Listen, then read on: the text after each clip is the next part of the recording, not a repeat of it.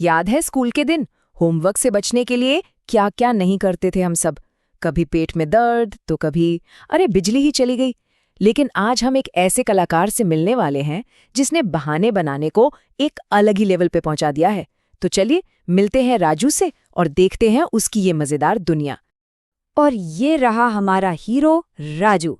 मतलब पहली लाइन सुनिए, मम्मी मैं सपनों में पढ़ रहा हूँ, टॉपर हूँ। भाई अलग ही दुनिया है इसकी। मतलब पढ़ाई सिर्फ जागते हुए नहीं, सपनों में भी चल रही है, और वो भी सीधे टॉप लेवल पर। बस यहीं से शुरू होता है उसके कमाल के लॉजिक का खेल। हाँ तो होमवर्क ये एक ऐसी चीज है जिससे हम सब गुजरे हैं ना। वो होमवर्क का पहाड़ देखकर ही तो हालत खराब हो जाती थी। तो राजू की ये कहानी ना इसी आम सी लगने वाली मुसीबत को एक बहुत ही मजेदार, एक बहुत ही फनी एंगल देती है। तो अब देखते हैं इस मास्टर का परिचय और उसका पहला सामना किससे होता है। चलिए पता लगाते हैं। तो एक तरफ है मम्मी का एकदम सीधा साधा लॉजिक, अरे उठो और असल जिंदगी में टॉपर बन के दिखाओ। और दूसरी तरफ है हमारा राजू, जिसका तर्क ऐसा है कि हकीकत ही गलत लगने लगे। और बस इसी टक्कर से तो कहानी में मजा आता है, सारी कॉमेडी यहीं से तो निकलती है। अब आते हैं असली मुद्दे पर, बहाने की कला। देखते हैं राजू की ये 3 भाग वाली स्ट्रैटेजी आखिर है क्या। हाँ, तो इसे हम नाम दे सकते हैं द राजू मेथड।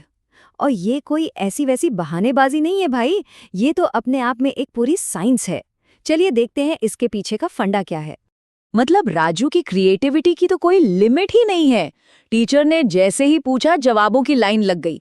कभी तो होमवर्क को आजादी चाहिए होती है और हवा उसे उड़ा ले जाती है, और कभी कभी तो देश के लिए एनर्जी बचाने जैसा महान काम चल रहा होता है। मतलब रेंज देखे बहानों की, कोई भी दंग रह जाए। तो ये एक तरह की लड़ाई है लॉजिक और इमेजिनेशन के बीच। टीचर को तो बस सीधे सीधे जवाब चाहिए, है ना। पर राजू तो उन्हें अपनी ही दुनिया में घुमा रहा है। और कमाल की बात यह है कि हर जवाब पिछले वाले से भी ज्यादा मजेदार और अनोखा है। और इसका नतीजा क्या हुआ? अरे पूरी क्लास हंस हंस के लोटपोट। मतलब होमवर्क भले ही 0 हो, लेकिन क्लास को एंटरटेन करने के मामले में राजू पूरा हीरो है। तो कह सकते हैं मिशन सक्सेसफुल एक तरह से तो है ही। लेकिन रुकिए, राजू का टैलेंट यहीं खत्म नहीं होता। उसकी दुनिया में तो बेजान चीजें भी जिंदा हो जाती हैं। लिटरेचर में इसे एंथ्रोपोमॉर्फिज्म या मानवीकरण कहते हैं। मतलब जब नॉन लिविंग चीजों को इंसानी गुण दे दिए जाएं। जैसे राजू का पेन, जो होमवर्क देखते ही काम करना बंद कर देता है, या फिर दिमाग जिसकी बैटरी लो हो जाती है। मतलब सोचिए साजिश का लेवल क्या है। लेकिन राजू की ये कॉमेडी सोलो परफॉर्मेंस नहीं है। तो अब बात करते हैं तर्क की आवाजों की। मतलब वो किरदार जो इस कॉमेडी को और भी मजेदार बनाते हैं। देखिए, हर कहानी में कुछ ऐसे कैरेक्टर्स होते हैं जो हीरो को वापस जमीन पर लाने का काम करते हैं। यहाँ पर वो काम कर रहे हैं मम्मी, टीचर और दोस्त सोनू। ये सब है रियलिटी चेक। और सच कहूँ तो इन्हीं की वजह से राजू की कल्पना की ऊंची ऊंची उड़ानें हमें और भी ज्यादा फनी लगती हैं। और अब बारी है ग्रैंड फिनाले की। क्या लगता है राजू आखिर में सुधर जाएगा? चलिए देखते हैं कि क्या होता है। तो आखिर में टीचर अपना आखिरी पत्ता चलती हैं। एकदम क्लियर अल्टीमेटम, राजू कल से कोई बहाना नहीं। एक पल को तो लगता है कि बस अब सब बदल जाएगा।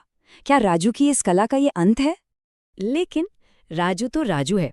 उसका जवाब सुन के पता चलता है कि वो हार मानने वालों में से तो बिल्कुल नहीं है। वो सुधर नहीं रहा, बल्कि अपनी आर्ट को और इम्प्रूव करने की तैयारी कर रहा है। आखिर एक सच्चा आर्टिस्ट कभी रुकता है क्या?